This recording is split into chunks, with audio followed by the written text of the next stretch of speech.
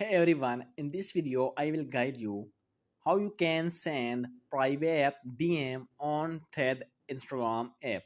So for that, if you want to DM someone on Thread, you don't need to close your Thread account and go to Instagram account and DM him. So you can directly DM from your Thread account. For that, just simply go to your Thread account on a profile and select any account which you want to give a DM message. Let's suppose I will select any account. When I select any account, I will open it.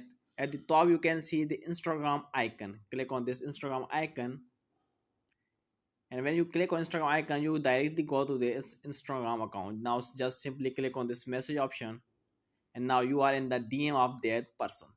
Now, simply send any message that you want to send him, and in this way you can directly DM anyone from your Thread account without closing your Thread account.